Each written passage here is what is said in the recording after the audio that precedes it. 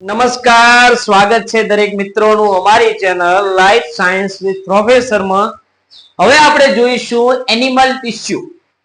ઘણા બધા લોકોને એવું પણ છે કે સાહેબ એનસીઈઆરટી સિલેબસમાં ટોપિક છે જ નહીં, પણ નીટની અંદર ફરજિયાત પ્રાણી પેશીઓ પૂછે છે અને એ પ્રાણી પેશીઓ તમને આવડવી જરૂરી છે.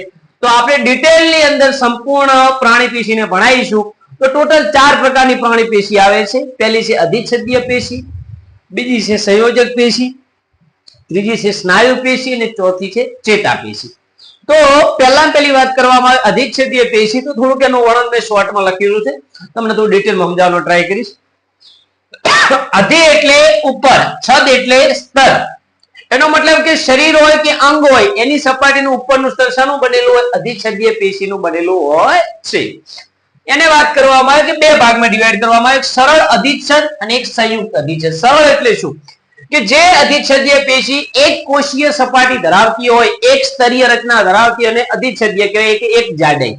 અને જો વધારે પડતું જાડું હોય તો એક કરતા વધારે સ્તર ધરાવતું હોય શું કહેવાય? સંયુક્ત અધિચ્છદ તરીકે ઓળખવામાં આવે છે.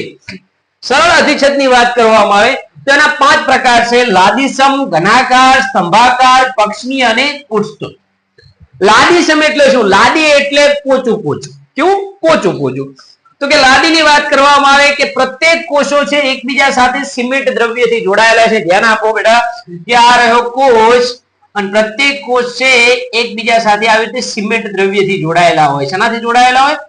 સિમેન્ટ દ્રવ્યથી જોડાયેલા હોય છે. કોષો પાતળા, સપાટ અને કેવા હોય છે? બહુકોણીય હોય છે. પાતળા, સપાટ અને બહુકોણીય. એનો મતલબ એની આકૃતિ આ ટાઈપની થઈ શકે કે આ એક કોષ, બે કોષ, ત્રણ કોષ. એક પ્રકારની આ ટાઈપની રચના જોવા, પાતળા અને કેવા જોવા મળે? સપાટ જોવા મળે છે. વચ્ચેની તરફ ગોળાકાર કે અંડાકાર કોષ કેન્દ્ર જોવા મળે. જો કોષ હોય તો કોષનું કોષ કેન્દ્ર ગોળાકાર અથવા કેવું જોવા મળે છે? અંડાકાર જોવા મળે છે. આ લાદીસમ છે એ પોચું પોચું અને નરમ ભાગોમાં જોવા મળે. એનો મતલબ કે કઈ જગ્યાએ જોવા મળે? તો કે દેડકાની ચામડીનું બાહ્ય આવરણ. તો દેડકો પકડ્યો છે કોઈ લોકોએ? તો દેડકો પકડ્યો છે, ખબર છે કેટલો પોચો પોચો નરમ નરમ હોય.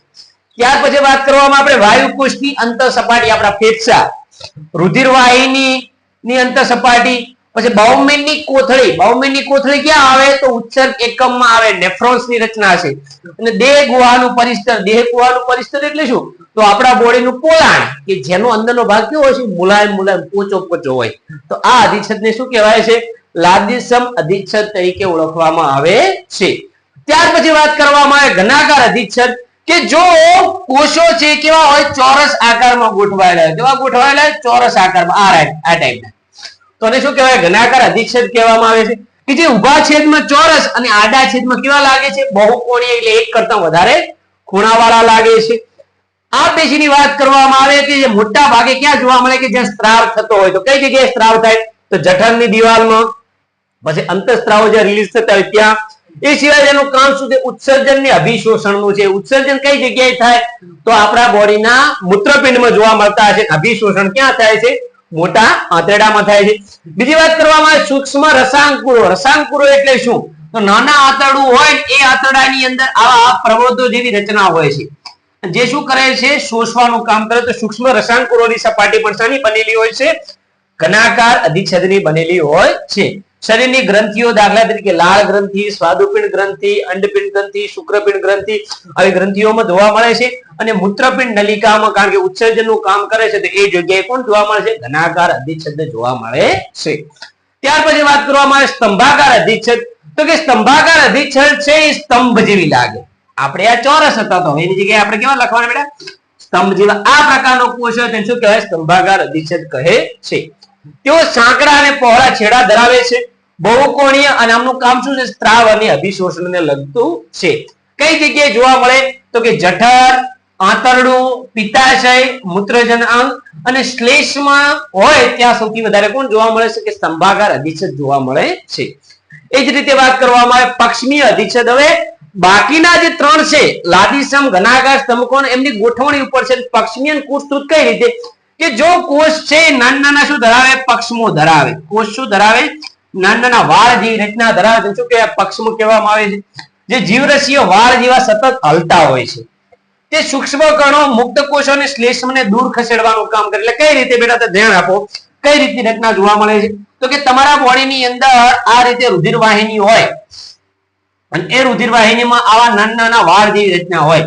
તો દાખલા તરીકે આ શ્વેતકણમાંથી જાહેરા છે તેમને ખસેડવાનું કામ કરે. તો એક પ્રકારના વાછરડું વાળતા એ ટાઈપની રચનાનું નિર્માણ કરે છે. ચોક્કસ દિશા તરફ ધકેલવાનું કામ કરે છે. કઈ જગ્યાએ જોવા મળે? તો કર્ણનલિકા. કર્ણનલિકા કેમ? કારણ કે કાનમાંથી મેલ કાઢવો હોય તો એ જગ્યાએ કામ આવે. મૂત્રપિંડ નલિકા એટલે ઉત્સર્ગ દ્રવ્યો અને શ્વસન માર્ગમાં કચરાનો નિકાલ કરવા માટે થાય છે. ફેફસામાં જે કચરો ભરાય એ બધો શ્વસન માર્ગ મારફતે ક્યાં આવે છે? તો આપણા નાસિકા કોટરમાં. એના કારણે આપણને અઠવાડિયે 10 દિવસે 15 દિવસે શું થાય છે? શરદી જેવા લક્ષણો જોવા મળે છે. ત્યાર પછી વાત કરવામાં આવે કુટસ્તુત. તો કુટસ્તુતની વાત કરવામાં આવે કે એક પ્રકારનું દેખાવ કેવું લાગે છે? સ્તંભીય અધિચ્છદ જેવું લાગે છે, પણ ગોઠવણી એ રીતની થયેલી હોય છે કે આપણને શું લાગે? બહુકોષીય લાગે, પણ રિયાલિટીમાં કેવા હોય છે? એકકોષીય હોય છે. એક્ઝામ્પલ તરીકે વિચારો કે આ એક કોષ છે, રેડી? એક આ કોષ, એક આ કોષ, પછી એક નાનો કોષ આવી રીતે ગોઠવાયેલો છે અને એક પછી આ કોષ આ રીતે ગોઠવાય. તો આપણે જોવા જઈએ તો આપણને ડબલ ગોઠવણી લાગે, પણ રિયાલિટીમાં કેવી છે? એક જ ગોઠવણી છે. તો આ પ્રકારની રચનાનું નિર્માણ કરે છે. વાત કરવામાં આવે તો તે શ્વાસનળી, શ્વાસનળિકા, અંતર સપાટી પર શ્લેષ્મ અને દુર્ગમ, એનો મતલબ કે પક્ષીય જીવન જેવું કાર્ય કરે છે. તો આ છે સરળ અધિચ્છદ. હવે વાત કરવામાં આવે સંયુક્ત અધિચ્છદ કે જેના એક કરતા વધારે સ્તર બનેલા હોય તો એનું એક નામ છે સ્તુત, બીજા નામ છે પરિવર્તિત. તો સ્તુતનું પહેલું કામ છે કે રક્ષણ કરવાનું હોય એ જગ્યાએ જોવા મળે છે કે જ્યાં સૌથી વધારે શું જોવા મળતો હોય? ઘસારો જોવા મળતો હોય. ચામડીનો અધિસ્તર જો સૌથી વધારે ઘસારો જોવા મળે આપણા બોડી પર. મુખ ગુહા, મોઢામાં તમે ખોરાક ખાઓ છો. જીભ, આખો દિવસ તમે જેમ તે ખાઓ છો, કાઈટ બીટ કયા કરો છો, તો એ જગ્યાએ સૌથી વધારે ઘસારો જોવા જ મળે છે. ત્યાર પછી અન્નનળી, ખોરાક ખાઓ છો તો બધું ઉતારવાનું તો હોય છે. યોનિ માર્ગ, તો સ્ત્રીની અંદર સમાગમની પ્રક્રિયા દરમિયાન પુરુષનું શિશ્ન અને સ્ત્રીના યોનિ માર્ગ વચ્ચે જે સંવહનની પ્રક્રિયા થાય છે, સમાગમ જે સેક્સ્યુઅલ જે રિલેશનશિપ જોવા મળે છે, એની અંદર સૌથી વધારે શું હોય છે? ઘસારો હોય તો સ્ત્રીનો યોનિ માર્ગને પણ આ સ્તુત અધિચ્છદની જરૂરિયાત પડે છે. બીજી વાત કરવામાં આવે કે કોષોનો કોઈ આકાર ફિક્સ હોતો નથી અને કોષ છે કોના ઉપર ગોઠવાયેલા હોય છે? તો આધાર કલા ઉપર આવી રીતે ગોઠવાયેલા જોવા મળે છે.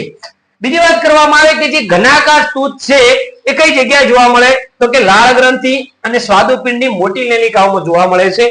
અને જો લાદીસમ સ્તુત હોય તો કેરાટીનની હાજરીના કારણે તેને કેરાટીન વિહીન અને કેરાટીન યુક્ત એવા બે ભાગમાં ડિવાઈડ કરવામાં આવે છે. કેરાટીનને સ્ક્લેરોપ્રોટીન પણ કહેવાય. શું કહેવાય ને? સ્ક્લેરોપ્રોટીન. કેરાટીન ક્યાં જોવા મળે? તો ઘણા બધા બાળકોને ખબર જ હશે કે નખની અંદર, વાળની અંદર, શિંગડાની અંદર જે પ્રોટીન છે નામ શું છે? કેરાટીન. એનો મતલબ કે મજબૂત સ્તરનું નિર્માણ કરે છે. જો શિંગડાની સપાટી ઉપર કેરાટીન વાળું હોય તેને કેરાટીન યુક્ત અધિચ્છદ કહેવાય. આ નખ ઉપર જો અધિચ્છદ છે તેને કયું કહેવાય? કેરાટીન યુક્ત સ્તુત અધિચ્છદ કહેવામાં આવે. ના હોય તો કેરાટીન વિહીન સ્તુત અધિચ્છદ તરીકે ઓળખવામાં આવે છે. ત્યાર પછી વાત કરવામાં આવે આગળ કે પરિવર્તિત હોય તો પરિવર્તિત શું કે સતત પોતાના સ્તરો બદલ્યા કરે છે. કઈ જગ્યાએ જોવા? તો કે ઉચ્ચર અંગોમાં આમની હાજરી જોવા મળે છે. તો આ છે સંપૂર્ણ રચના કોની? અધિચ્છદીય પેશીની. આઈ હોપ કે તમને આ લેક્ચર બહુ સારું લાગ્યું હશે. આના પછીના લેક્ચરની અંદર આપણે સંયોજક પેશી, અસ્થિ, કાસ્તિ, રુધિર, સ્નાયુ પેશી, કંકાલ સ્નાયુ, અરેખિત સ્નાયુ, રજ સ્નાયુ અને છેવટે ચેતાપેશીનો ડિટેલમાં અભ્યાસ કરીશું. તો મળીએ એક નવા અંદાજ સાથે. જય હિન્દ, જય ભારત.